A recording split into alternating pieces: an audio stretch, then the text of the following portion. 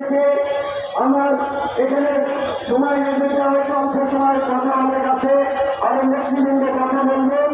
তবে আমি একাত্ম আহ্বান জানাচ্ছি, সারা বাংলাদেশে যে সমস্ত শিক্ষা প্রতিষ্ঠানে শিক্ষকদের এখনো এই ঢাকার শহীদ মিনারে কেন্দ্রে শহীদ মিনারে আসেন নাই, আপনারা অনতি বিলম্বে কার্যক্রম না করে শহীদ মিনারে অংশগ্রহণ করবেন।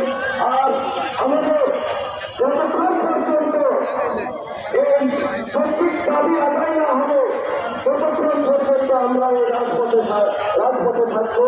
সকল শিক্ষক এবং মিডিয়া ভাই সহ এই বাড়িকে আমি সালাম জানিয়ে আমি আমার বক্তব্য শেষ করছি। আসসালামু আলাইকুম ওয়া রাহমাতুল্লাহি ওয়া বারাকাতুহু। ধন্যবাদ। আমাদের কোন মডার্ন বা তার যদি গান গাইতে চান আসতে পারে, এই পর্যায়ে বক্তব্য নিয়ে আসুন জাতীয় কর্মকর্তা মহাজপুর আহ্বায়ক জনাব নুরুল আমিন হেলাল।